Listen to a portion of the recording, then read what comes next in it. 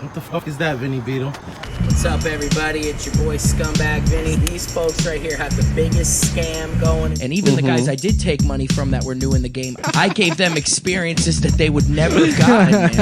And people did. Scumbag Vinny, bro. And there was like 8 comics on the show, and they all sucked. And he got on stage, and he was like, "Vinny, did you just stop at a red light and say, hey, you want to open for Artie Lang tonight?" Vinny Beedle's a good man, and we'll be back. Well, I used to go to concerts when I was a teenager, and I would sell fake tickets to events. I've made it clear I have no problem that you scammed numerous people. No. It's such an important part of my background. If somebody's trying to get into comedy and somebody rips them off so bad that they have to quit comedy, you've done them a favor. This movie needed Vinny Beedle to show up in like a stolen Ford Taurus. What up, it's Bam Margera. Go listen to the best podcast in the world, SCUMTOWN. Vinny Beedle is who? Compton? Oh yeah, Compton. You want a fresh piece of shit? You're a bigger scumbag than Vinny Beedle. Yeah, man. Vinny, I want you to take down the press of the town now, or I will have the legal authorities get involved with you. Now that I found out that this whole thing was a scam, I kind of really like him.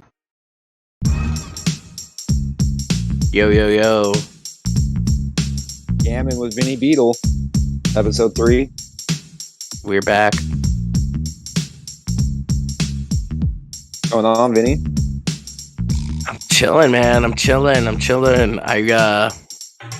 Every time I listen to the intro, I think about one of the stories from like the people that we put in the intro. And I don't know if you heard toward the end there, Compton asked Terry. Shout out to Compton asked Terry, by the way. Viva La Bam. Have you heard of the crazy story that just recently happened with Compton asked Terry? Yeah, I was about to say, I don't know if I want to jump straight to free Compton asked Terry, but, you know, I will say shout outs to Compton asked Terry. I loved him in Baker 3. You know, crazy stuff happens, man. Actually, just like I don't want to say the timetable, but Bam is actually the one who told me about it. I had mentioned to him, because that video, I guess he was just with him that day, and he had him, you know, say my name on video or whatnot, and sent it to me, and the video was all blurry, but he, you know, I asked him about him while he was in rehab. Bam shot me a text, and I said, "Hey man, by the way, how is Compton asked Terry doing?" And he said, "Oh my God, did you hear? He got into a bar fight, and he like knocked the guy out, and the guy died." And I mean, so I don't know, is that the same story you heard? The story that I heard was a news story on YouTube, and it said that Terry Kennedy beat up a guy in a hotel room with his fists, and he died. And I don't know if it was after the bar or what the deals with that is, but Compton asked Terry beat a guy to death with his fists. I mean, normally if a guy from Compton committed a murder, I don't think anybody would bat an eye, but because it's like Compton asked Terry, you know, and it's like Viva La Bam, and sometimes you assume that everybody that you watched growing up is like well off in life and you know, doesn't need to beat someone to death in a hotel room, but I don't want to speak badly on his name. But you know, I don't want to say anything. You know, this is alleged. This is what the news said, but right, we are just going off what we heard from a friend or what we heard, you know, from YouTube. So I think the only thing that makes me question, like, and want to know more about it is everything I heard about him from Bam is that he's just a big pothead, you know, and I'm a weed guy. So like, I just know that it doesn't make you want to beat someone to death. So there must be something else involved, like you said, you know. Well, he was also out of town. Like, it's not like he was in Compton or in California. Like, he was somewhere in the Midwest, I think. Also, it's sometimes you could just punch someone if their head hits something afterwards or something. Right. I That's don't know if beat to death means he punched him 100 times or one time. That's just what the guy said on the news. Such a difference, though, in dissecting like what kind of human being he is, right? I mean, if it was more of a... Because I actually remember one time I got into a fight when I was younger, and I hit a kid, and he was a lot bigger than me, and he went down in one punch. He was drunk, and his head hit the pavement, and he got fucked up. You know, I mean, just from the pavement, not as much the punch. Fights. Oh, yeah. I actually, it was when I was in high school. I was leaving a party, and some friends brought me home, and this kid was just so drunk. And when I got out of the car, he went to shake my hand, and he slapped me in the face. So I hit him, and he went down, and his head hit the pavement, and his grandma seen it from out the window. And she's screaming. This lady was my lunch lady at school, too. And she's screaming from out the window.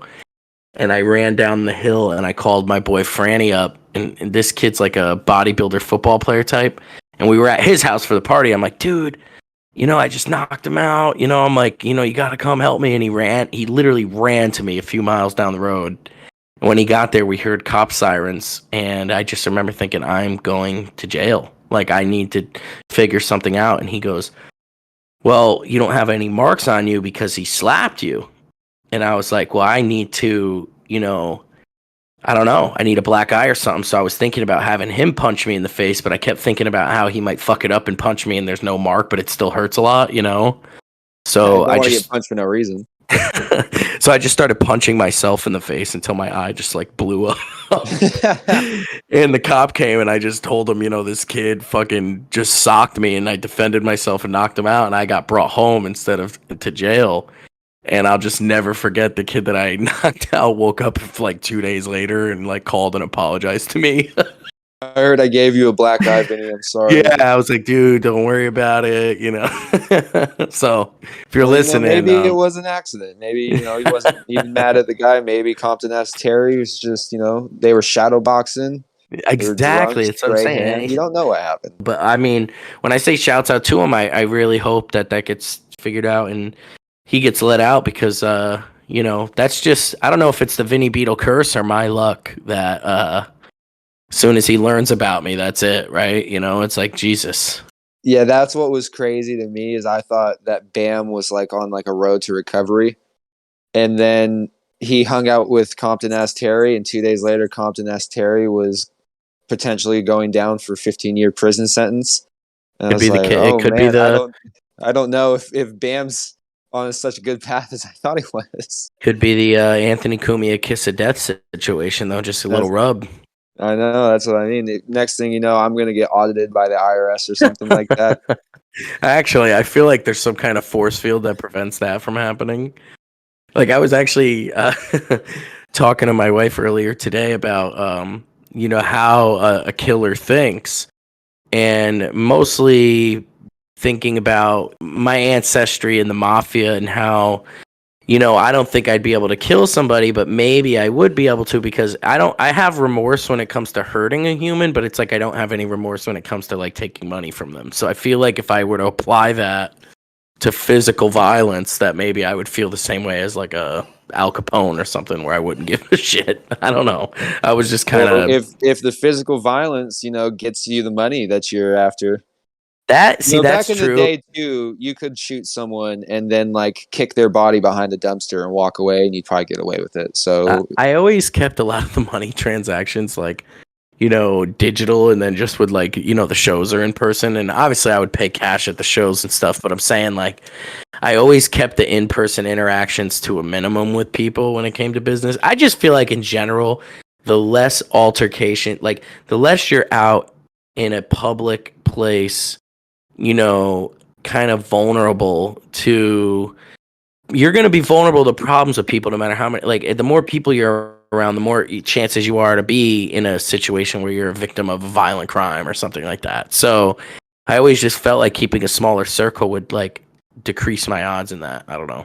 When you get into big groups of people, that's when you and like 10 of your friends are in your 20s and you're out at the bar. It's like you're probably getting into a fight that night. Like there's too many of you. You're going to be having too much fun. You're going to see another group of 10 guys that are doing the same thing, and they're going to be like, hey, their fun is imposing on our fun, and we're all drunk. And you can only go through that so many times before you're like, I think I just want to go to like the dive bar with my friend and our two girlfriends. You know what I mean? Let's keep it at that. Before I met my girl, I've been with my girl for 7 years, and before I met her, I lived at a friend's house. These three brothers I grew up best friends with, they're like brothers of mine, and they lived with their grandfather, and that's it. And it was like a little frat house, and I lived there for 5 years. And let me tell you something, I had one of the funniest nights ever. Now, the two older brothers are twins, and they're older than me by a year, and then their younger brother, who's one of my best friends in the world, is like 2 years younger than me. And he had a group of friends before I started hanging with him. I would, at the house, I'm smoking weed, so he wanted to smoke with me, and that's how we started hanging out, the younger brother. And his group of friends, they used to hate me at first, but they ended up becoming, like, super close friends of mine. Well, one night, my boy that I'm living with doesn't want to go out, but 2 of his friends want to go out. So I'm like, this could be fun. I have fun with them at Dan's house. You know, I'm sure this could be a good time. So the 2 kids that I go out with, Justin and Frank, these kids are so funny. And we go out to this bar, and I'll never forget this too, because there was a long time where I was really broke, and all the money that I had would just go to weed or making a comedy show happen or something. And I remember having like $5 to my name. And no lie, between these 2 kids, they legit had about $13 between them. So we had $18 to go into this place. But it was like dollar pitcher night at this bar. So that's the only reason we went out, is we were like, we're going to get fucked up. And we had a good time at the bar. I mean, I just remember them making me laugh, just dancing with random girls, and it was just a good time. And when we left, we walked out, and these young kids, I'll never forget. When I say young, they were probably like 19. I was maybe 21. And they got into the bar underage. And I just remember them being like, you ready? And Justin's like, yeah. And they start walking down the street, and you could tell they were looking for a fight. And I was like, dude, I don't want to fight. Like, you know, I don't want to go just fight some random people. And we're walking up past this Mercedes-Benz, and these 2 guys are just standing there. It looks like they left the bar, like you were just explaining this exact scenario. And this one dude goes, oh, man. He's like, I got to fart. And so my boy Justin just runs up to the car, and he's like, what'd you just say, bro? What'd you just say, bro? Yeah, why, you know? And so Frank comes up, and he's right behind him. He's like, yo, is there a problem here? Is there a problem here? You know? And then this one dude gets out of the passenger seat of the Mercedes. He walks around, and all quiet, he just looks at him, and he's like, yo, man, my boy said he just farted, bro. You know? And Justin's just like, oh, yeah, we got a fucking problem. We got a problem. And it looked like there was going to be a fight over this fart altercation. Out of nowhere, dude, this other guy looked like a farmer type white, you know, hillbilly dude, but big, like I'm talking country strength type big, comes out of nowhere, not with these kids, but he sees a fight happening, and he also wants a fight. We're downtown, this place in Connecticut, Milford. It's like, you know, a lot of kids in their 20s going around drinking at night. And this dude just came swinging and swings and hits my boy Justin, and they're fighting. And Justin's got him in a headlock and punching him in the head. And Frank comes up, and he's punching him in the head as hard as he could. And these 2 kids are beating on this guy. The 2 fart dudes are now just watching. They have, you know, they're not involved with the fight whatsoever. And the big guy, the big country dude, is not going down. And let me tell you something. As a matter of fact, I remember saying to the guy, like, dude, just stop. What is, like, stop, you know, like this is, you know, we don't need to do this. And he looks at me, and he starts charging straight for me, bro. And I'll just never forget laying into him as many times as I could with my fists, because I was scared, you know. I mean, here my 2 of my good friends are beating the shit out of him, and he's not going down. And he just sees me as somebody maybe he can take out. And I just remember all 3 of us now are beating on the guy. And this is fucked up, but an Indian dude comes running up out of nowhere, like, oh god, another new challenger. Yeah, but he just comes and he's like, "Stop, please, stop! Like, what are you doing? What are you doing?" And I just remember him trying to get everybody to like have peace, and my boy Frank just lays him the fuck out. Oh my god, the Indian guy is just innocent bystander. So then the cops pull up, bro, and I'm like, "Oh my god, we're going to jail." The cops get out. They come over, and literally they look at the big hillbilly dude that was on. My boy Justin ends up like buckling that dude's knees with a shot right before the cops pull up, and he's on the ground. And, you know, he just got hit 100 times and couldn't take it anymore.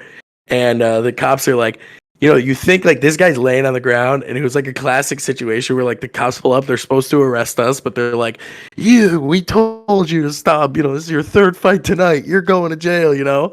And they like went and literally got the guy up and put him in cuffs, and the Indian guy's trying to explain, and they just tell us to get out of there. We walk down the road. Now we're lost. We can't really find our car. And we head back up another block, and then who do you see is like the big country dude like rubbing his jaw walking down the road, and the Indian guy's got like his arm around him. They let him out again? Yeah, the Indian guy's got like his arm around him and shit, you know? Oh god, now they're buddies? They're a team now? They might have been the whole time, dude. I don't know, you know? Like, I don't know what is going on. But anyways, we're walking up the road, and we're just like, you know, talking shit to each other. We pass each other, and my boy Justin's like, all right, let's go home. He lived across the street from my mom. And so Danny lived down the road, the kid that I met him at, his house, my boy's house. So I was like, all right, drop me off. Even if you have to drop me off at my mom's, I'll walk down the road to Dan's house. Because he's a lazy piece of shit. My friend Justin wouldn't drive me where I had to go. He would just go home, and I had to figure it out from there. But this is years ago, man. I mean, this is like 10 years ago. But the funniest part is on the way home, I used to let my friends drive me home drunk too, by the way, which is completely stupid. And Justin's like, we're like on the highway, and he's like, we got to turn around and go back to Milford. And I'm like, why, dude? It's 2:00 in the morning. Like, why? And he's like, dude, those girls that we met at the bar, they want to fuck, He's like, one of them wants to bang. He's like, we're going back. And I'm like, no, dude, no. And me, I've always been like a chubby dude and kind of insecure with girls. So I know I'm not landing the side girl. If anything, he's going to bang the girl, and I'm just there to talk to the other one. You know what I mean? And so I'm like, dude, it's 2 a.m. I'm not doing this. Like, bring me home. We're on the highway. Our tire goes literally flat. Like, as we're driving on the highway at 2:00 in the morning. And I'm like, this has been the most insane night ever. I'm going to sleep. So he calls AAA. I'll just never forget waking up. And the reason I told this part of the story is his name's Justin, and he didn't have AAA at the time. So, like, I guess he had his boy Zach's, like, AAA card in his wallet or something. And I just wake up to him yelling at the tow truck driver. It's like 3:30 in the morning, and he's like, I am Zach. I am Zach. And I just... Now he has... That's so funny that the tow truck guy would even care to be like, prove it to you. Well, because the car's such a piece of shit, and maybe it was probably just a fucked up situation, Justin, he's one of my good buddies now. We've, spent the last 10 years, spending a lot of time together as friends. And when the SCUMTOWN episode happened, I used to talk about all these fake articles on this website, Channel 45 News. Like, you can make prank little news articles and stuff. And he actually is the kid. He would make a bunch of them that I would be like dead, or that I was, killed somebody, or, was trafficking children and shit. And they would go viral with SCUMTOWN fans, and he was the one making them. And all this time, I thought it was like a fan or somebody that really hated me, but it was like one of my close friends doing it. He's supportive. That's all. That's like when you find out your friends listening to your mixtape. Yeah, so that's my story about beating up some random dudes at a bar after, one night. And then the country guy and his little like Indian handler came and broke it up, saved you guys from getting arrested. I've actually had a lot of moments in my life where I should have been arrested and shouldn't. Like, there was a time, the same cop that didn't arrest me when I punched myself in the face, he actually ended up becoming one of my biggest comedy supporters for like 7 years of my career, just coming to every single show. He must have really liked me. Every time you talk about ripping people off, he's in the crowd and he just winks at you. Like, don't worry. Well, he's a retired cop now, so I think he doesn't give a shit. Okay, nice. He retired like he was at the end of his career when he was like dealing with me as a teenager. And there was one time where me, one of my best friends, Steve, and my buddy Franny, I was talking about, we were smoking weed in my car. I think we were like 18 years old. And I'll never forget us. I used to live in these condominiums where there's just like condos and apartments everywhere. And, so we'd always try to find a place like a dumpster or something to smoke, in your car. And the thing is, though, when you live in a condo complex, like, you don't know who's looking at you from where, because there's just tons of people living in these buildings, So we pull up one day, and my boy Steve's like, yo, man, behind this dumpster over here, this, it's the best place to smoke. It's the best place to smoke. And I was like, oh, all right, man. And this is back when weed in Connecticut was super illegal. Like, you get caught smoking it, you're all getting arrested. That's how it was when I was like 18 years old. I know it's crazy now because shit's legal everywhere, but we'll talk about it when we're old, like Prohibition days, And we're smoking in the car, and we used to hotbox my car and just bake it out. And we're smoking, and this shit is so baked out, this little Cavalier that I had. And I'll never, ever forget these 3 cop cars just pulling up out of nowhere and surrounding us. And it was one of those situations like when they come up to the window and we open the door and there's just mad smoke pouring out, And we get out of the car, and it's the cop, that wouldn't arrest me ever, And he's just like, what is going on here, Vinny? I'm so disappointed in you. And I was like, Dave, it's not what you think, we're not doing anything. And he's just like, He's like, yeah, right. You guys are totally smoking weed in the car here. He was just like a pure stupid cop, you know. I love him to death, but he really was. Weed's and I was like, pouring out of the car. Like, no, Yeah. it was a cigarette. Like, he just did wants know, to believe you guys. and he did know my mom from previous incidents. So I was like, Dave, this is my mom's car. You know she would kill me if I was smoking weed in her car. And he turns around, and his captain is right there. And he just goes, I do know his mom, and she would kill him. She really would kill him. And I just remember the captain being like, God damn it, well, you're doing the paperwork on this, you know? And like, you know, he was just so upset, and nothing happened. They just let us go. And it was just like, damn. Back when there was no body cams. But now weed's legal, so. Well, yeah. Well, I live in Florida now, so who gives a fuck? But I had my medical card in both states. So when I ended up going through a lot of legal trouble with weed. I don't know if we've ever talked about that yet or not, but we can get into that another time. That's a story for another day. But I ended up getting my medical card, and now all that shit's different. But it was when I was a kid, it was very, very tough to get weed. I mean, kids were getting arrested all the time. I grew up in California, so even though it was really supposedly illegal when I was growing up, it was like, yeah. Weed. Yeah, right. Every time I ever saw someone get stopped for weed, the most of what would happen is the cops would take your weed and let you go. That's crazy. What happened. Yeah, it was definitely a different time in Connecticut. I remember. So East Haven, Connecticut is where I grew up, and it's like a town where there's like 80% Italian people, and everybody else just pretends to be Italian. You know, like even everybody. You'll just see like a little Puerto Rican kid talking like, "Oh, what's for dinner?" You know, like that's seriously how it was. And there was a neighboring city, New Haven, Connecticut, and it was just a lot of African American folks, a lot of minorities in that part of this. You know, that area was just a rough area right outside of East Haven. It was real rough, and I'll just never forget like getting pulled over by cops on the New Haven East Haven line, and cops just being like, we don't give a shit about, you know, you buying weed. We care about the black kids selling it to you. And that was some East Haven and New Haven. They definitely have some racist cops, but that was shit. I mean, I remember being like 15 and 16 and having that happen to me, and then wanting to like have a setup kids that we just, you know, met at a Walgreens or something to get weed from. I'm like, dude, I'm never going to see him again. You know, I don't know what you want me to do, you know, but it was wild. When I was 14, we got arrested for jaywalking. One of the stupidest things to ever get stopped for. We jaywalked in the middle of the day, and a cop pulled us all over. And it was me and my two black skater friends, and like 3 cops were there, so one talked to each of us. My cop called my dad and like told him, and then told me to go home. And I was like, "Whew, we got lucky, right, guys?" And my other 2 friends were like, "We have court dates." Both my black friends had to go to court for that. One of them, that ended up low key, like that jaywalking ticket almost ruined my friend's life, because after that he got into a fight, but because he like had a record and the other kid didn't, he went to like juvie for a week and then spent like a month on ankle monitor. And then after that, he started robbing houses. And it's only by like the grace of God that at one point he met like a Mexican girl and had 4 kids. And now he works security. Sometimes what turns people around is having a family. Dude.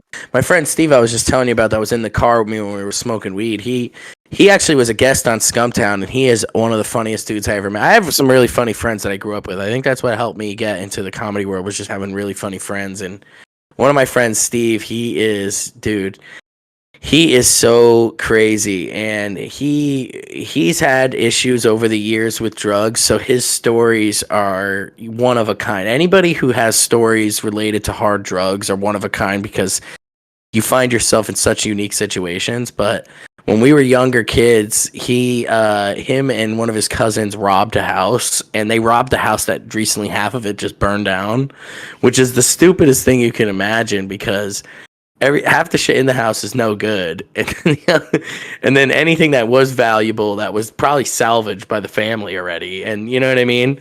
But he ended up going, and I think they got like a bunch of silverware and like a generator and like all this shit.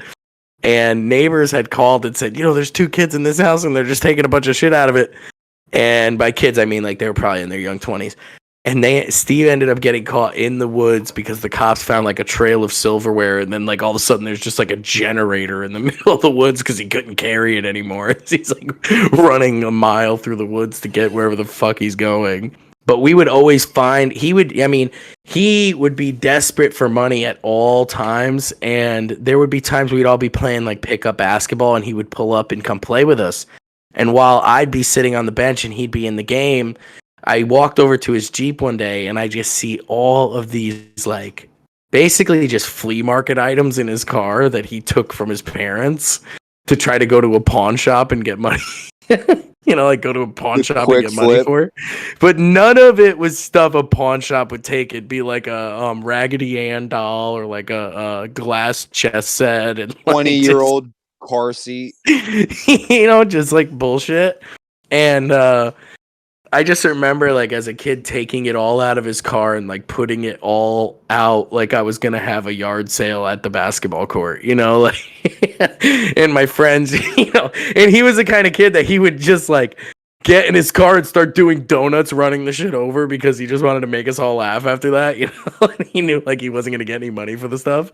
But here's a kid, like, when you needed money, you could literally call and be like, dude, I have, like, this. Where do I go sell it? And he would be able to tell you where you can get money for it, So shout out to Steve. Back in the day, it used to be really popular to steal phones. Back when Razors were popular, and then when even the first few versions of iPhones were out, it was a real, like, problem if you left your phone out. Where I lived, people would take your phone and run, or if you were on your phone in public and you were by yourself, I've seen people get punched and then have their phone grabbed, and then the guy hopped off the train and the doors closed and the guy's just sitting in his seat with no phone, rubbing his face, and the train's moving again. And I'm just shaking my head like, well, a lot of people don't remember Razors were like $700 when they first came out. They were a lot of money. There used to be little Metro like PCS repair shops everywhere, where they were like, we buy used phones, and pretty much it was just bums and kids stealing phones and going there and selling them. Like, I can remember selling phones with my friends. Like, I didn't. Oh, dude, I did it all the time. I remember having this one of my friend's brothers has a place, probably still to this day. And I remember one day I went in there and I had a broken iPhone, and literally he gave me $50 for it. I just remember thinking like, what? And I remember just asking people if they had iPhones they could give me, I don't remember ever being ID'd or anything. Like, we were for sure under 18 going into this basically cash. A pawn shop and just flipping stolen phones. They had to find my iPhone out. It was a real issue for a while. I started cleaning cars and detailing cars at my uncle's detail shop and car dealership when I was 13. And by the time I was 15, I had heard his bullshit so much to customers that I was like, man, I can sell cars. I can do this. And there was one day that he had to go out of town, and he said, this Saturday I'm not going to be here. It's a big day. So if you want, you can come in with a shirt and tie on and you can sell cars. He said, but if you don't sell a car, then you have to spend a week and you have to put your desk in the wash bay. So basically I have to sit there in a suit and get wet every day while other people wash cars. It was like his little fun way of challenging me. And if I sold a car, then I would get a commission and, I'd be able to continue doing it. Well, we sold 20 cars that first Saturday. My mom and my grandfather came in to help me, and it was just a busy day, and I sold like half the cars on the lot. And I just will never forget him coming back in and there being a ton of money in the safe, and him just being like, wow, you really did it. And I think the 20 cars actually was over like a week period, because I just remember him coming back like a while later and just, me telling him like, yeah, I sold the 77 Corvette for like $9,000 cash, and they gave me $6 and they're coming to give the rest back. And like, I just remember explaining it all to him, and he was so amazed that ended up being what I did for like 6-7 years, was sell used cars, which is the sketchiest business you can work in. It really I'd rather is. buy a car off Craigslist pretty much than buy a car from a used car lot. Yeah, I mean, it is tough, but what we would do is we would really just not do anything to help the people if the cars went bad. So it was almost like we gave them a little time, because you have to give them that first week where they're going to call you and say, hey, my cup holder's broken or whatever. And you just kind of do the shit because you made like $5,000 off of them. But then after like 2 weeks go by, they start calling and you start by making excuses about, you know, the mechanic being out of town or they're being, you know, being backed up with cars and stuff. And then after like 6 months, they start getting really angry because they're, you know, you're doing nothing to help them. They realize they're stuck. Yeah, absolutely. I mean, I knew nothing about cars. I actually didn't even know how to drive cars by the time I started selling them. I'll never forget just moving cars around the lots, you know, all the time and just hitting cars with, like, you know, I'm just like hitting other cars and shit. I'll never forget actually. So like at one point it evolved to where I worked for one of the biggest wholesale dealerships in the state of Connecticut. And I was their number one salesman. I mean, I can do anything and I would not get in trouble for it. I could steal from them and it would not get me arrested or anything. And I was just making them so much money. At one point, I printed out my numbers and I was grossing the company $167,000 a month, you know. So I realized that I didn't have to dress in a suit anymore. I could start wearing Jordans and a hat. I could park in the boss's spot when he's not there. I can leave early to go get lunch or go to a show and not go to work one day. If I, you know, I had these kind of like privileges. And I'll never forget on a snowy day where we're all supposed to go out and clean the cars off, you know, for people to come and test drive them and stuff. I hit like 4 cars in the parking lot sliding around and just hitting cars on this hill. I remember I was like, dude, I was like 25 years old. This was like not long ago. And I remember going in and being like to my boss, I'm like, dude, I'm like, I keep hitting cars out there. Like one of them is definitely fucked up right now. And he was just like, don't worry about it. You know, the body shop will bang it out. You know, like, they didn't even care, you know, because wholesale's different. You're doing volume, you know, so you're doing 200-300 cars a month. And, you know, that car's going to go to somebody, you know. So at a place like that, do you know what's wrong with the cars or do they not even check? So we have mechanics, but most of the time, if you have a good mechanic, he gets so overworked that he just like gives up after a while and shit. But you know, we had mechanics. We had pretty good mechanics, and you know, there'd be times where we would know what's wrong with the car, and we would still sell it. But it couldn't be a safety issue. That was the only, like, an engine or transmission could fucking blow in 2 days, and we would not give a shit. But if it was like something where a wheel was gonna fall off, you have to. There's shit the state will come down and crack on you, like, and be like, we will shut you down right now if you don't. You know what I mean? If somebody gets hurt, you know.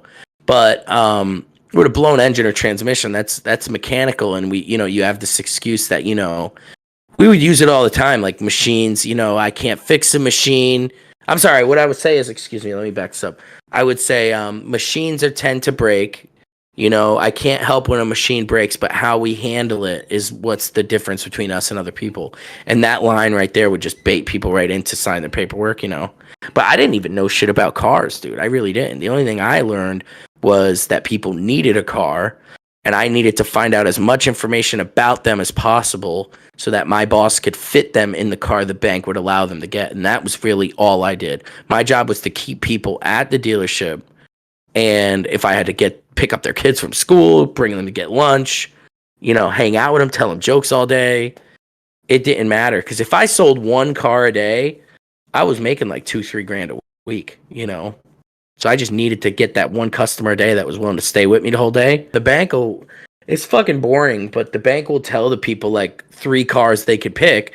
And then you pick the best one, you pull it up, and you're like, hey, let's go for a drive. And they're like, I don't really know if I like this. And once you get in the car, you're like, hey, you either get this car or you're going home with no car. And that's when they just buy whatever you put in front of them. You know? What, you're like, I don't have all day to pussyfoot around with you? Like, yeah. Well, I worked at, like, it depends on what place you work at, but like this particular place, it's not that I didn't have all day with them. It was just more like you had to let them understand, because what happens is we call it credit balls. When you tell somebody they're approved for a shitty car, they all of a sudden think that they could get a good car somewhere else, you know? Like, oh, if I got approved here for this shitty car, maybe if I go somewhere else, I can get something better. They're just trying to put me in this shitty car. Oh, so you're threatening their credit. You're like, listen, this isn't as good as you. This is the best you're gonna get. Yeah, pretty much. Pretty much. It's like the bank does not want. I would go up to people straight up and be like, the bank does not want to give you this car, but you know what? I think I can make it happen for you. And I remember many times, one of my uncles, who's in his season, was a finance manager at dealerships I worked at. he would call banks and be like, I need a $8,000 loan. And the bank would be like, oh, this person's not really qualified. They don't really have a job. And my uncle would be like, you're going to give me this $8,000 loan or I'm going to start bringing all of my business to another bank. And dude, it was the most gangster shit I'd ever hear in my life. And you'd be like, there's no way that's going to work with Wells Fargo. You know what I mean? And it would work. It would work all the time. Yeah, people I know that own businesses say that all the time. They're like, just go out, get a loan, apply for a business loan, pay it back over a certain amount of time and make your money while you pay the loan back. I'm like, you make it sound like they're just going to give me money if I walk into the bank. I don't think they will, though, but maybe they will. It just, you have to be that. You have to have that big dick energy. Yeah. You got to have that big dick energy and walk in and just be like, and that's what, look, that's the end of the day is like, well, you know, my uncles would always tell me, you're never going to get what you don't ask for, you know? So there are comedians out there that truly believe that one day somebody will open mic and be like, kid, I got a gig for you this weekend. It's $800, you know, and like that. It never happens, you know? So like, if you don't ask for it, you're not going to get it. Like, there's a lot of people that are just content, like, waiting. Like, they'll notice me eventually. Oh, yeah. Yeah. I mean, I would get to the point where I would do any company I ever worked for, I would be by far the top salesperson. I always made sure that I did everything it took to at least double up the second best salesperson there. So if I sold cars, I would sell 30 a month, and the next best guy could sell 15. If I worked at AT&T, I would sell 200 phones a month. The next best guy could sell 100. You know, that's what I would make sure of that. And I'd get to the point where they needed me so much that I would start to threaten people and be like, well, if you don't give me these days off or you don't give me more money, I'm not going to work here. And I would truthfully, with all the confidence in the world, walk out of many, many, many high-paying jobs because I truly believed in myself. And I really, really thought if I wasn't with a company that wasn't going to allow me to grow, then I might as well not work there at all. I worked for one of my buddies owned a moving company. It was a moving company that he also had like all the trucks and stuff to help people move. And he also had a contract with a local appliance store to do deliveries. One day, I dressed up and made him dress up, and we went out, and I got him contracts with Raymore and Flanagan. I got him contracts, which is a big furniture company in Connecticut. I don't know if it's national or not, but all these big companies, Lazy Boy, I got contracts with all these people to do deliveries for them. And Ashley Furniture gave us a contract to run their entire warehouse. In one day, I got this company to agree to a $10,000 a week contract for us to employ the entire warehouse, organize the furniture, deliver the furniture, and assemble it when you get there, which is pretty difficult to do. But for $500,000 a year for a little company that worked in the back of a freaking hot dog factory, it was life-changing. And this kid that hired me was paying me like $500 a week cash to be a salesman for his moving company and could not fucking believe the deal that I had struck up with this, you know, multi-million-dollar furniture business. And the first day of deliveries, well, he went out the night before. I remember him saying to me, he's like, I'm going out. You want to come out? We're going to go celebrate. And I'm like, no, man, we got to get up early. We got our first deliveries tomorrow. And he went out and got drunk. And the next morning, he went out for the deliveries. Instead of putting out like his best guys, he wanted to be the one to do it. He owned the company. And he said the first delivery, when he realized he had to assemble the furniture and he was like hungover, he just said, fuck it. And he dropped the truck back off and oh my God. Just said, fuck the deal. So many people like that. Yeah. Bro, I remember almost feeling like not my life was over, but like my life in that business was over. I said to myself as a salesman, I will never be able to secure a better deal for a company like this. I'm out of here. I mean, the kid would complain.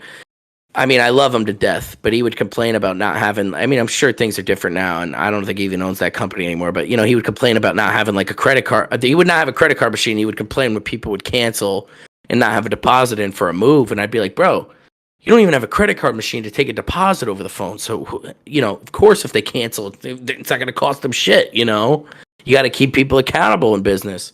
And I just always knew that getting your money up front keeps people. It is the best contract in the world. getting money up ridiculous that front. someone would even set their business up like that. Like, yeah, just on good faith, I'll assume you'll pay me the money. You know what I mean? You know what's I'll go ahead crazy and though? start As much working. as I knew about business, he's the one that had 30, 40 grand in the bank and 10 trucks in a warehouse and a business, and I didn't have shit. You know what I mean? So I was always one of those kind of kids like that was better at teaching than doing, no matter what I did. And that's why I think even in comedy, I was always good at like talent relations, because I would never follow my own advice, but I knew the advice to give others, so to speak, you know? It's easier to see it when you're from the outside, right? You can see all the moves, and you're like, damn, if you would just do this, you have no idea what you just missed out on.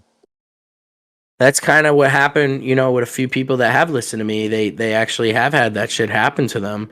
And that's what made me believe that it actually does work when you see it work for other people too, you know? When you're working with comedians or meeting comedians or trying to set up shows a lot, do you run into like, I have a dream that it's going to be perfect guy a lot? Like a lot of times when I'm making YouTube videos and I'm trying to talk to people about doing podcasts and networking, like people are always like, no, I don't want to do it yet. Like I'm trying to wait. I want to save up to get this. I want to make sure I have this working correctly. And I'm going to have guests and that people are going to listen to me. I want to have t-shirts and merch set up before I start. And it's like, no, the stars are never going to align if you're going to walk on stage and just start telling bomb-ass fire jokes. Well, I'll never forget when I met this comedian, John Carlo. He's a friend of mine. He's a funny dude.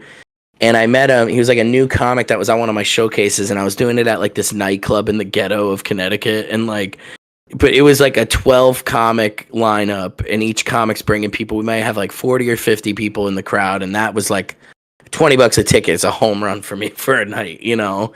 And there's music going on, and there's chaos, and I don't even have a lineup out yet. I would just tell people when they're going up. And this kid's first time on one of my shows, I just remember him coming up to me and being like, you know, this isn't acceptable for me, and I needed to be quiet before showtime, and how am I supposed to focus? You know? And I just remember looking at him and being like, he looked strung out as hell. I ended up finding later on that he was like recovering from heroin and trying comedy, which is like, it's gonna make you want to do heroin, if anything. Yeah, you know? Right. That's a funny thing to get out of heroin into comedy. But I ended up just looking at him and I'm like, dude, if you cannot handle this situation, which was just a foolish nightclub on a Wednesday night with, you know, showcase, you know, in the middle of Nowheresville. If you can't, you know, handle this, then, you know, you're going to have a tough time, mainly because comedians so badly want to jump into, you know, being that comic in the green room who's in silence and preparing for his gig before the show, and he's nervous and the crowd is waiting for him, and that shit rarely happens. Like the best comics are ones who go into venues that are putting them out of their comfort zone, right? And just like working out material in front of audiences that don't give a shit about you, or were just listening to music and wanted to have that vibe, and you know, and so like in blocking out the noise, blocking out everything else but your performance, and stealing the room. So I felt like if you were never able to do that, in my mind, you weren't a good comedian, which was horrible to say because a lot of these people have been doing it, you know, 10 years and now they've made something for themselves. I just felt like it wasn't a road, you know, I wanted to travel. What do you think about people that take like comedy classes or I actually took one when I started. So funny story. When I tell stories about my family and the mafia days, I talk more about like my grandmother's generation and the generations before her, but my mother's generation, which has my uncle in it, he was a wealthy man that owned, he's actually a listener to the show too. I don't know if his name is Tom, and he's in our comments and stuff. He's a funny guy. I might have him on sometime. And he was a self-made millionaire in the cell phone business. He's also the one that owned the car dealership I worked for. And when I was a teenager, I've told this story too before, he went to jail, and the FBI was the ones who arrested him and on his case. And what I experienced when I first started comedy was when he went to jail, I was still kind of like lingering around the car dealership for a few weeks as it was like closed down. And this guy that ran a warranty company also owned a comedy club in New Haven. And he came in one day while I was making some customers laugh, and he's like, kid, you should try comedy.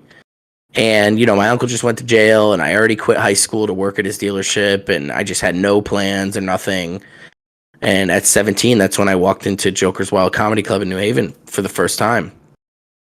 So I ended up going in there, and they directed me to this comedy class with this comedian, Billy Wynn, who's like a 30-year comedy veteran who like tells jokes about, like highway traffic and shit like that, And I just remember, paying for the class because when I was a teenager, money wasn't shit to us. We were wealthy. So I paid the $300. So I never thought about it like, man, I'm going to get scammed for $300. For me, if I wanted to do something, the money didn't matter. You know what I'm saying? So like if there was a Hot Wheels car that was, a $300 price tag on it, if I wanted the thing, I'd buy it. And that's the end of it. I don't, you know what I mean? That's just how I am. I don't look at things with value if it's something that I want or something that I appreciate. It's something that, doesn't have a dollar amount to me. And as I'm doing this comedy class, I met this comedian who was the host of the club. He's like the house host. His name's Pat Oates. And Pat is like, he still does stand up to this day. Pat was the kind of guy that like I seen as a host right away, and I learned a lot from, like how to host shows and stuff. And I'll just never forget, he was a guy that came up to me after, like an open mic and was like, I brought a lot of friends and was like, help me build this place up. And, like wanted me to be like in his clique kind of, and I'll never like, nah, like I'm not going to build up your open mic where people get in for free. I'm going to throw a show on a Thursday and tell the club owner to give me the ticket money. And, I just started doing my own thing. Pat over the years has been one of the biggest advocates for me being a scammer in the Connecticut comedy scene. A lot of people listen to him. He's managed comedy clubs just like I have. He managed a comedy club at a casino in Connecticut. And the funniest shit about Pat that I talk about all the time is that when I would do shows where I would have like 10 comics on the show and I'd ask them to bring some people out and I would, keep the ticket money, he actually was doing like real bringer shows where if people didn't bring the amount of folks they had to bring. And a bringer show, if people who are listening aren't comedians, a bringer show is when a comedian has to bring 5 people, to the show to pay and eat food and drink and watch the show, or else they can't get on stage. And he was the kind of guy doing that to people, still to this day does that to people. Doing it to people. It's an assault, basically. It really, kind of in a way, because I remember being about 19 and Pat left Joker's Wild Comedy Club as the manager to go work at the casino as the manager, and Joker's Wild took me on, not as the manager just yet, but as like their main promoter.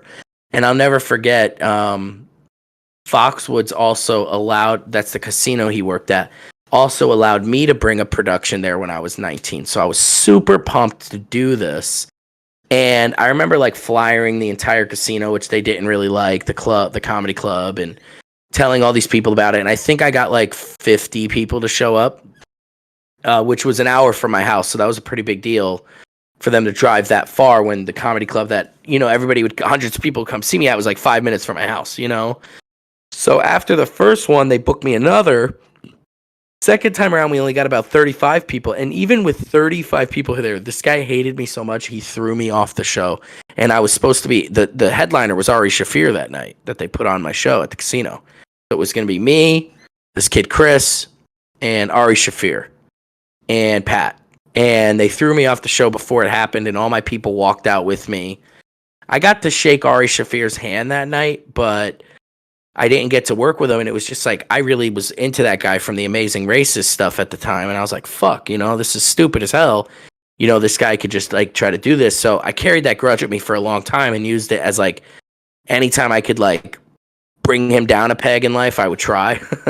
But anyways, Why yeah, did so you he's get thrown off that show? They said I didn't bring enough people.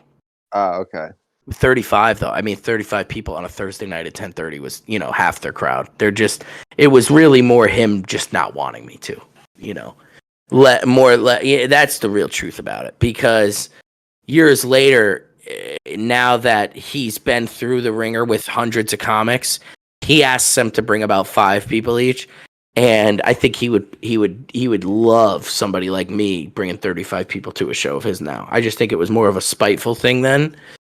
Because I've always been at risk of his job. He even went back to Joker's Wild later on as the manager and ended up getting fired as they hired me to be the manager in 2015 of the club. So it was like, we've always had this like competitive thing.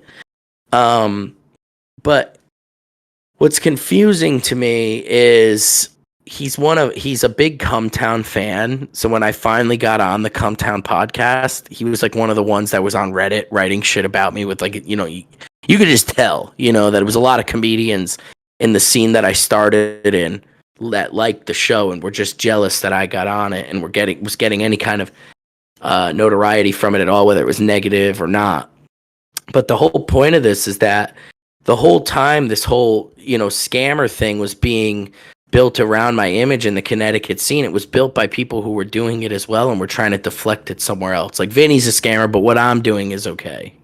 And the truth is, if you were to do 50 Pat Oates bringer shows, where you had to like pay for your friends' tickets once in a while, or pay for the parking, the travel there, your food, the hotel room, or if you're not getting a hotel, just the weed for the night. Like, it costs money when you're doing comedy if you're an open micer. Let's just put it that way. It always costs you money. Just depends how much. So a casino's definitely going to cost you more.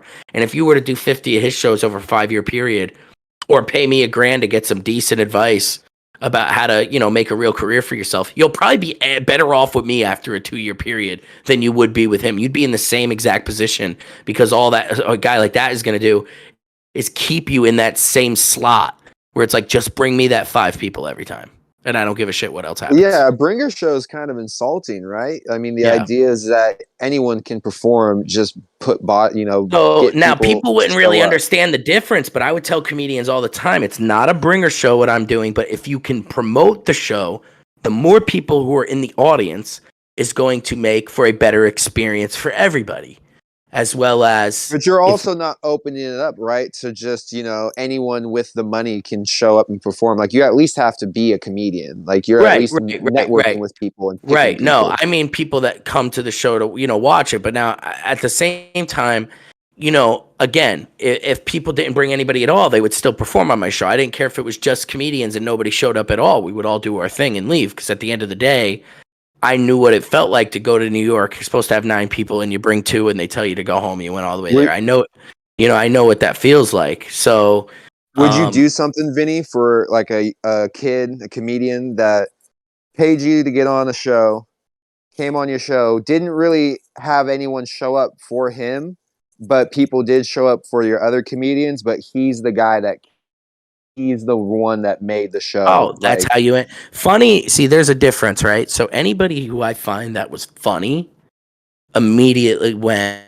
to a paid roster. And the people who complained about me not paying them for years were just not funny.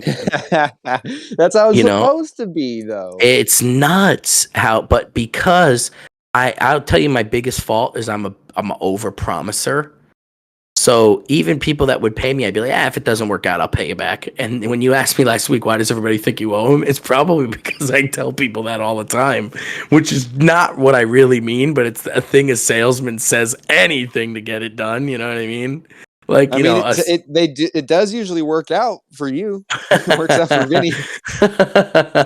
Well, look, I am the type of person that even if somebody like paid me 10 years ago and hit me back tomorrow and was like, dude, I know I fucked up then, but I'm ready to go now, I would get going with them again. There was a kid that paid me $100 to go on, like, he wanted to go on like a little podcast run, like a media run, and he has like a little YouTube channel, and so he paid me $100, and then a few days later, he's like a Bam fan. A few days later, he's like, Scumbag Vinny scammed me. I think he just wanted to give me $100 to tell that story, Like, Scumbag Vinny scammed me. I've seen the kids you're talking about on YouTube. Scumbag Vinny scammed me, blah, blah, blah, blah, da, da, da. And then, he hit me up like a few days later, like just a few days ago.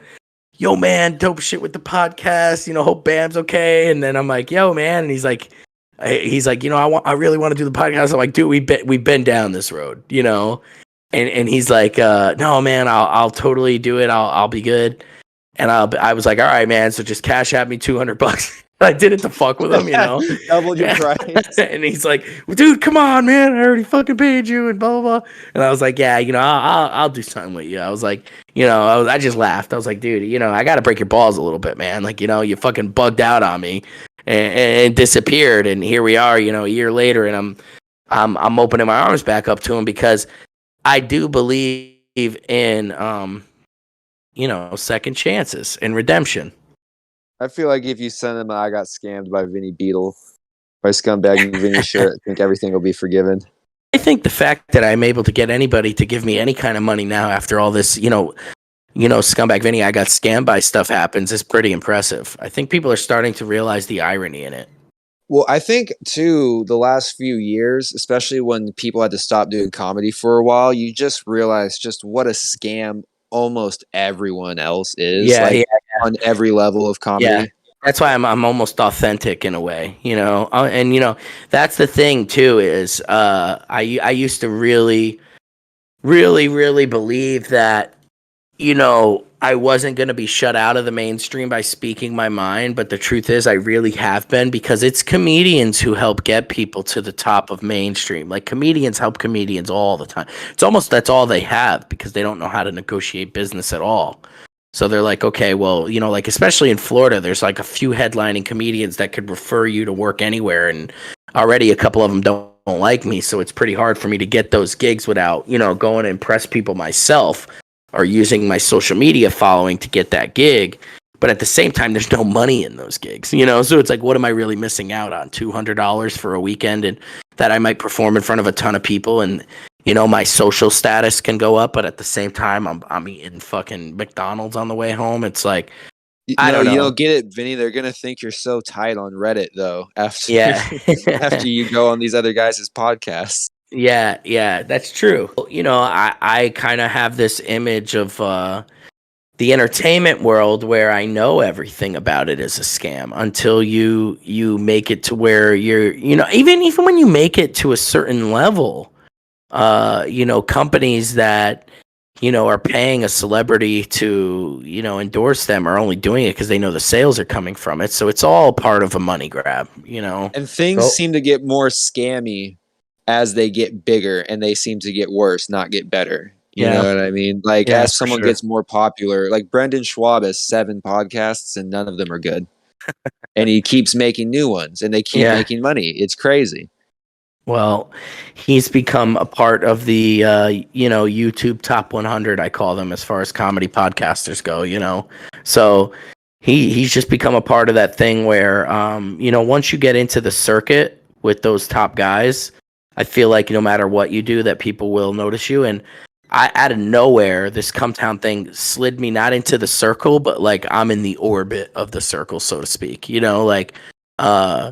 One video that this guy made of me, basically, it's this dude, his YouTube channel, Steven Seagal, and he made a little cartoon, like South Park type cartoon about me with the SCUMTOWN stuff, and it ended up getting like 30 or 40,000 views, and I was like, oh, that's so sick.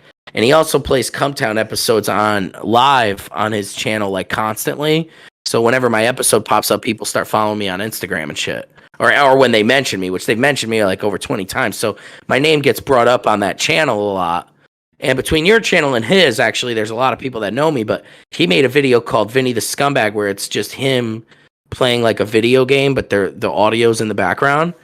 And it just reached like 210,000 views this week.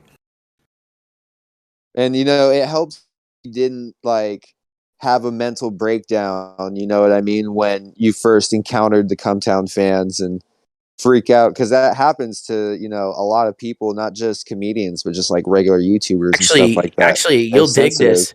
You'll dig this, but when we first found out it happening, I'm in Connecticut, and it's me, my wife, and a comedian that worked with us, 2 comedians. One, Andre Kim, who is a comedian who was on the In Godfrey We Trust podcast. He's I don't even know if I should call him a friend of mine, but like we're somewhat very close, but it's just got a weird relationship because work has been mixed with it over the years. But Andre was there, and this kid Elazar, who I've talked about as being he was in the snitch. He was in the car last episode We were talking about Banff, punch people and shit. Well, Elazar, we were sitting there, and he's like, Elazar was taking more the angle like my career was over, and this because he was a Cumtown fan, and all his friends that are comedians like Cumtown, and like my career. And he was embarrassed to even be with me, and Andre was more like amazed a little bit at first. Dude, Elazar ended up leaving that day, and that was like the last time I ever seen him after, well, besides when we got arrested. But, that was like, it was wild. We were sitting on my couch, and I was like, yeah, isn't this Cumtown shit crazy? And I typed in Vinny Beedle into YouTube, and Mersh with Nightwave Radio was doing a live video at that moment called Who is Vinny Beedle on YouTube. Dude, was in even Andre talks about it to this day. We were amazed. We were like, how? We were just talking about it, and it's going on now. And that's how big it was even then. That Merce is just a complete stranger to you at this point. Yeah. That was the first time we heard about him. Yeah. Exactly. Probably watching the Viva La Scam video that I made. Yeah, he was so way off, man. Just telling people that I was like Artie's heroin dealer, and his fans for a while were calling me Vinny Balloons on every video on YouTube, and it was funny, but honestly, he was so way off, and that's when I realized that media is all speculation, and that unless you're really on the inside with a celebrity, nobody really knows what's going on, but he's an idiot. He actually had a good thing going with that show, and it got like fucked over somehow, because I just remember watching him, and he was making money every episode, and everything just kind of fell apart for Mersh, and not surprising because he's got like one of the most annoying faces in the world and voices and shit. Ian Ellis says he's got a head shaped like a pistachio nut, and I can't unsee it now every time I look at him. But yeah, that's what happens, man, when you like get consumed by the approval or like your sensitivity. When you sit there and you argue with chat or you fight with people that are commenting on your videos, or I've seen people that have gone so far as to upload stuff and then upload video like, you guys didn't watch that last video. I thought I'd at least get 1,000 views, and I didn't. So I guess I won't be making any of those anymore. And it's like, do you want me to fucking pat you on your tummy and feed you, you little baby? Like, what is your problem? Like, just make what you want to make. And that's it. If someone, especially with comedians, like the Mersh thing, if the whole thing that you do is you rag on other people and you try to trash and make fun of other people for failing or, making a fool of themselves on the internet, you can't really, in all good faith, I'm gonna address the trolls for a minute. It's like, dude, who cares about the trolls? I love trolls. Like, I would love the Cumtown people to comment on these videos. They will. Why not? They will. It's good for the algorithm. They all. The tough thing was, if we had started this show right after everything happened, it would be a huge success. But everybody hated me for stealing Cumtown's name. Like, so many people boycotted even listening to Scumtown. I mean, 12,000 downloads was excellent for 20-something episodes, just based on the fact that there was a huge boycott, like, no, you're not going to steal the name.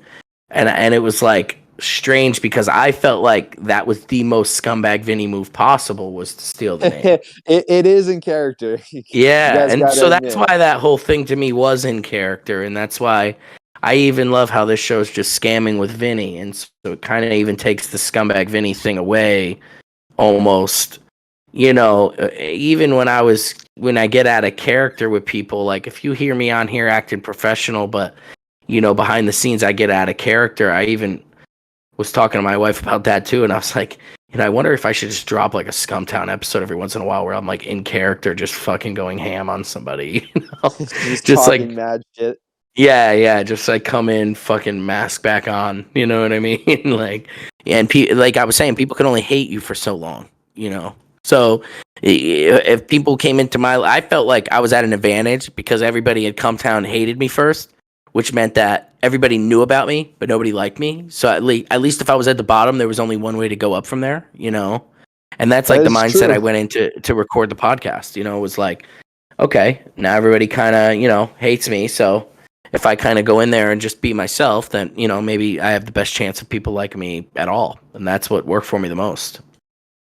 Right, and a lot of people set them up for failure when they try to create like a cool persona. Like, well, now you have nowhere to go but down, because all it takes is for some people to start realizing, like, wait, you're not very cool, or you're not very funny, or you're not actually very good at this. You could tell at the beginning of me and Bam working together, I was just so desperate to like show people that we had a bond, even though we didn't even know each other one fucking bit, you know? And later on, you just see that we actually develop a real bond, and it just becomes like if we actually did a tour now, it would probably be hysterical because we both know so much about each other and have been through so much together that it would actually it would work. You know, you could see how it would work because I believe I fit into his universe somewhere now. The one thing I know about being friends with Bam is like you're gonna take a once in a while and you're gonna go through crazy shit. And I just think right. So I was thinking about that. I was like, Bam, if you're hanging out with Bam, like he'll just punch you. And like, also, there are a lot of people that hang around Bam that Bam takes care of everything financially when it comes to like the food or the housing or whatever their substance they're using or whatever that shit is. So I feel like a lot of his friends in the old crew really trusted that, you know, he would always take care of them so that, you know, there wasn't really good money on their end and nobody had any kind of business sense to have somebody negotiate for them or whatnot. But yeah, there were no Viva La Bam spinoffs. None of those guys. Yeah. So I feel like, you know, they basically, you know, didn't have an option to do anything themselves, or they didn't believe they could without him. Rather than me, I feel like I'm. You know, like I for a while when we stopped working together, I would try to get him to feel bad, like, oh, now I can't do anything unless you help me. And, you know, and that really didn't work. And then once I started doing things myself is when he came back so strongly into my life and was like, you know, wanting to work with me because he's seen me touring with Justin. Honestly, you know, Bam seen me touring with Justin and was like, I don't want Vinny to slip away. And so we just... People like to see people do stuff, you know, that's, you know, again, back to what we were saying, don't just sit around and talk about stuff or plan it forever, because people would rather see you do something poorly and they'll be like, we could do this better, than to hear you talk about the perfect scheme. Yeah. I mean that, and I mean, I remember one day just sitting at the castle and I spent like 13 hours with another comedian just writing down ideas for Bam and show ideas and this and that, and we can do this and that and all these bits and things, and I just wrote like all this stuff, and I mean, it was for nothing. You know, I just remember thinking, this is not how it's going to get done. You know, we just got to do it. You know, do it and see what happens. With someone like Bam, who's liable to start punching people at any moment. You can't plan that. I mean, there was things you could tell he was into when I had my ideas. Like, I had this one idea because a bunch of skaters would, like, live at his house and skate there all the time. There was one day where the shower in the castle in the master bedroom, I used to either sleep in the master bedroom or the bedroom that was in the castle tower, which was on the same floor. And most people didn't sleep in the house at all. They would sleep either under the ramp or outside in one of their vehicles, or if they slept in the castle, they'd sleep on the very bottom floor on like the floor in one of the bedrooms down there. But very few people, me and his manager really, when I was there, and a couple other people would be able to sleep in the main bedrooms of the castle. And Bam right away gave me the master suite. And sometimes skaters would run upstairs and like use the shower if no one was around, you know? And I remember one day Bam's manager came out screaming, and Jack's like, who just went in the shower? There's literally like a pile of dried dirt in the shower, which makes no sense. The shower was huge in Bam's castle, which means that somebody got in the shower with their clothes on with a ton of dirt all over them and like took their clothes off, and the dirt went like in places the shower head couldn't get to. And that by the time they showered, like that area got clean because of the water, but like there was this pile of dirt off to the corner. And then I just wrote this that day about how one of the skaters finally showered after like a month, but like all the other guys like wanted to have an intervention because he, you know, showered. And, you know, like they basically were just dirty humans that never showered. Because people at BAM's, I mean, specifically were extra dirty. And I had this whole bit about how like this guy was like, I heard you're using again, man. Like, and he had like a bar of soap in his hand, you know? And like, I was just teasing him for being dirty as fuck. But the bit was brilliant in my mind, but none of them found it very funny. What they find funny is like getting kicked in the balls. Like, yeah. Well, I also wrote this. So I met the dude. I don't know if you've ever seen the movie Project X, but the guy who sells ecstasy that they stole the gnome from. What's his name?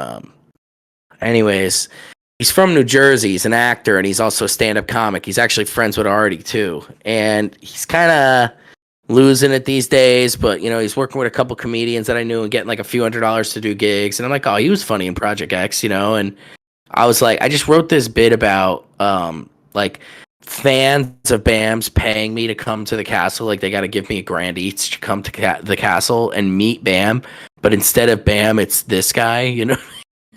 You know, like I have a fake BAM, you know, like doing meet and greets and shit. And the guy's like, no, man, I'm BAM, man. You know, and like people are just like, you know, oh, man, how you doing, BAM? You know, and that's actually how we came up with me and BAM we would text each other funny jokes and bits all the time and things we wanted to do. And one of them was this Dr. Phil thing. And he was really going through some psychosis shit at the time. But I shit you not, it started off as a funny bit that he ended up saying, I'm going to call Dr. Phil. I'm going to get on Dr. Phil. And I think once he got with Dr. Phil's people, he realized he couldn't make it a joke anymore. You know what I'm saying? Yeah, they weren't going to joke with him.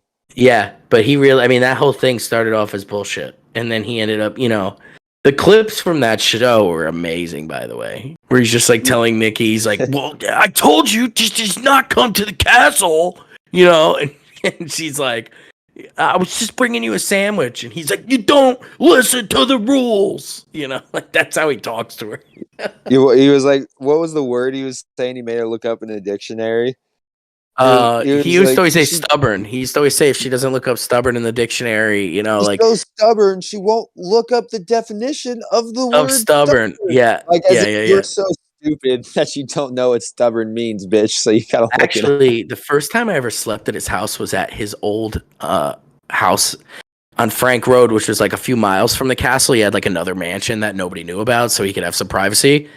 And he let me sleep there. And I just never forget like going to sleep in a guest bedroom and waking up at like 9 a.m. and thinking to myself like, damn, dude, this guy's probably going to sleep till 3 p.m. Like, I'm just picturing a gnarly-ass skater that was, like, up all night doing fucking God knows what. You know what I mean? And I'm like, oh, this is going to, you know.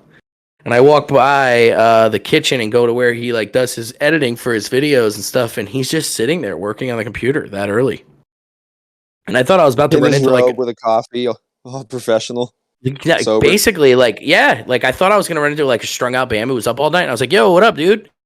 And he's like, oh, what up, man? Good morning. And he, like, it was just like the most, like the first few months of hanging out with him, I literally spent some very valuable quality time with the dude, straight as fuck, you know, and he had all these plans.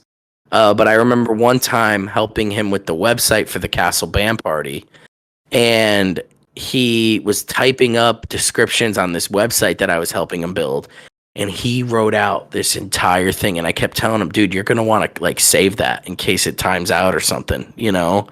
And he, like, wasn't listening to me, and he typed out, like, an hour's worth of shit on this website, and then it timed out and deleted all of it. Oh, no. And he just goes, no! He's screaming at the top of his lungs, dude.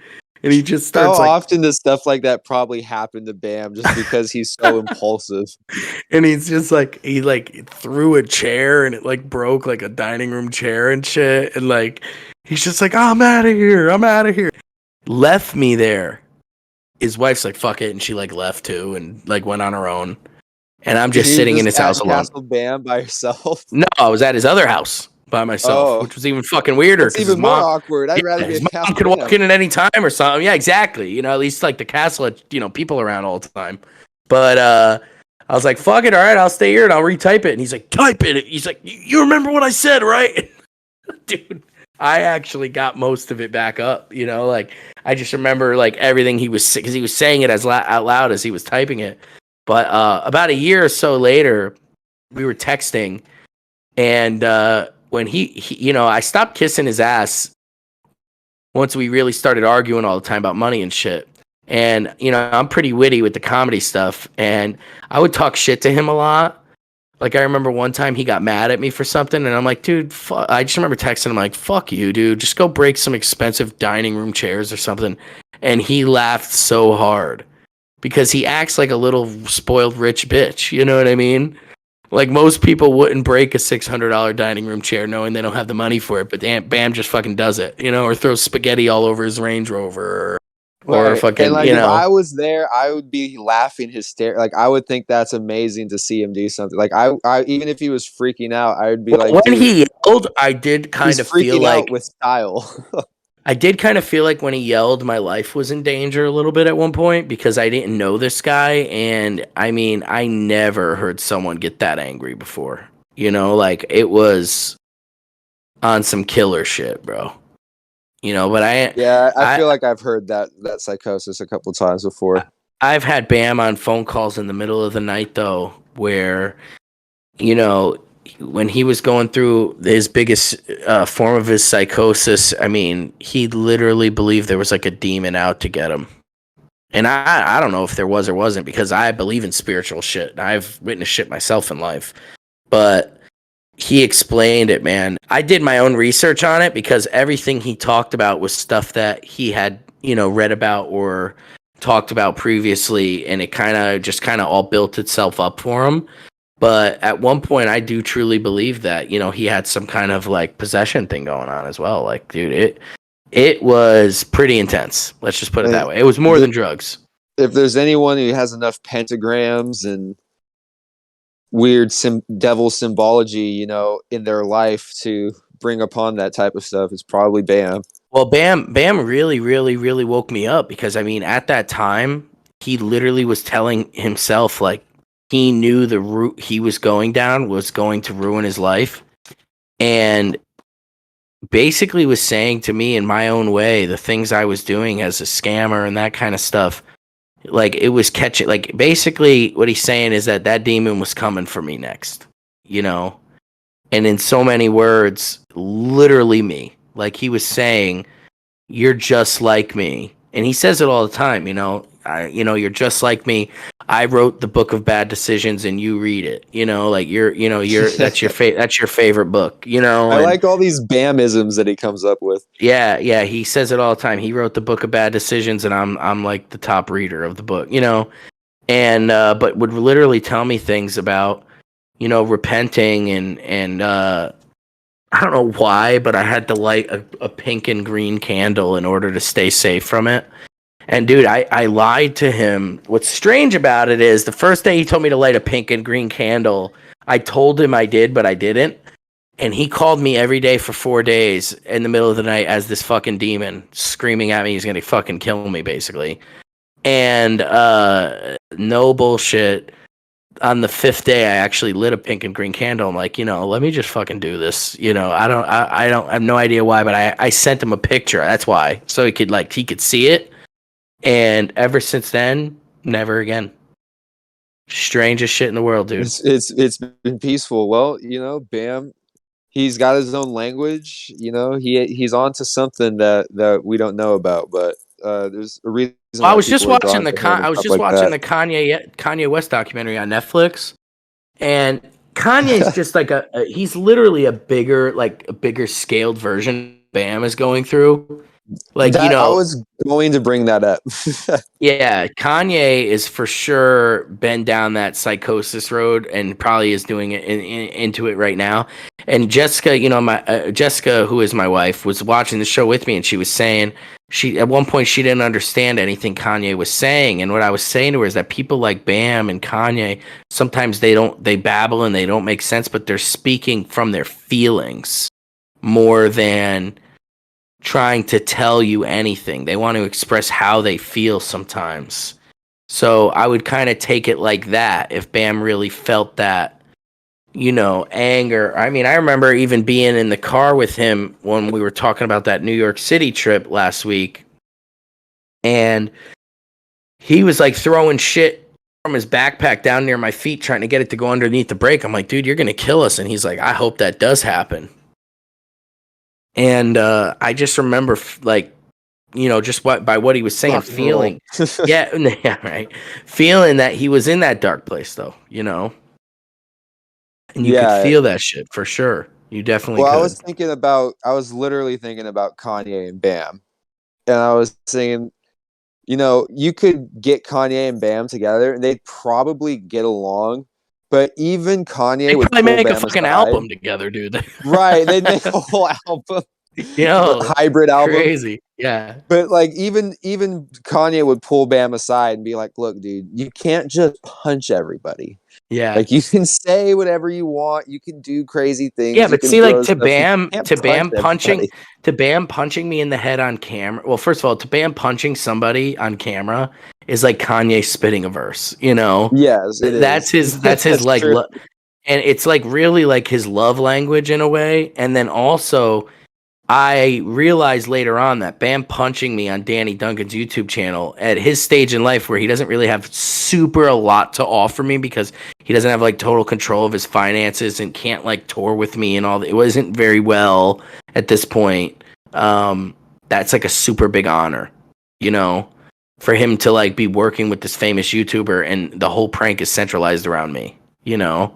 And so for me, I was like, that is something that at the end of the day, I could at least live in infamy with myself and say, you know, I did one little with this guy, you know, even if it was just a punch in the head. But if you watch all of his old videos, I mean, he would just punch his friends in the head all the time, even his dad and shit. Yeah, he'd just be punching people. It's true. Yeah, he does punch his dad a lot. Now, I don't really care about getting punched, but those rings, man, I mean, it's insane. One of them's like a metal snake, so it's got like, you know, you can get stabbed and shit. He's got an eagle's head on one of his fingers. Unbelievable. Like a skull with teeth, you know, like with actual horns on the skull. Yeah, and he actually felt like shit after because he cut my ear, and I remember him saying, you know, he forgot he had the rings on because he was probably just in such a moment. But he's always have the rings on. He's always dressing like some gothic kid, you know what I mean? He's always dressing with scarves and shit like that. Well, you know, he's got to be ready in case a hymn concert's about to pop off. He literally looks like he's about to, like, you know, shoot a skateboarding part at Hogwarts, you know? Like, I'm not even kidding. This dude is just straight up, like, something special, something different, that's for sure. But he's creative, and I would like to call him one of my close friends at this point, man. I mean, at this point, the truth is, I really wouldn't care to work with him ever again as long as I could just see him like live a good life. I feel like what I've been through with him will grow as long as he grows. You know, if he grows as a human, everything that we've done will be kind of highlighted, you know. And anyhow, that's kind of the way I'm going with it. And ever since that happened, and ever since I've changed a bit, things have been going a lot smoother for us. So that being said, I think we're what do you think, Lane? I think we're ready to wrap this up this week. Yeah, I think that was a good episode. Covered a lot of different scams. Got a lot of stories out of the way. Do we got a guest possibly next week?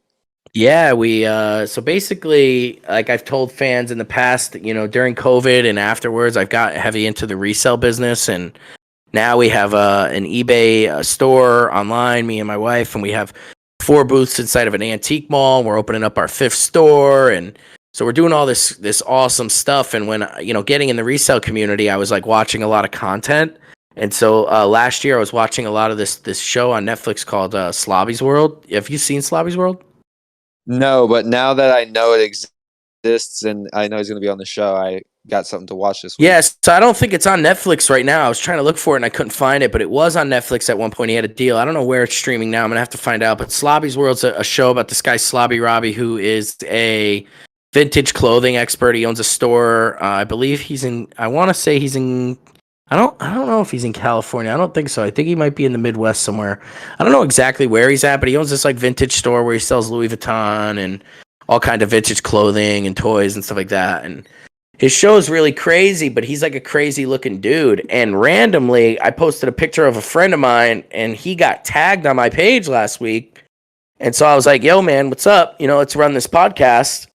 And he's like, well, you know, what's up? What's it about? Sounds good.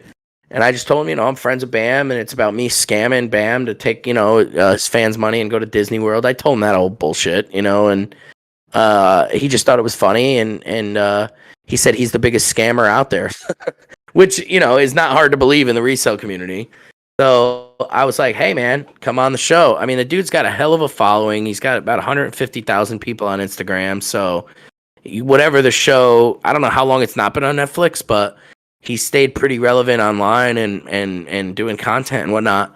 So I think it'll be a great interview. So we'll be interviewing him. We have some more guests coming up in the next few weeks as well. Lane, if there's anything you want to plug, I know you're going to be this Sunday. You're going to be on with Apologies with Ian Ellis LLC and that whole crew. So go check them out and subscribe to their channel. They're closing in on 4,000 subscribers. So that's pretty sick. I want to thank all the people that listen to this show for subscribing. If you haven't subscribed yet, please subscribe to my YouTube channel. We just hit 300 subscribers. It's, small, but I'm very, very grateful for everybody. And that's it, man. Anything you want to plug? Man. No, that's it. We got it. See you guys Sounds next good. Sunday, Yeah, peace. Next Friday. Later.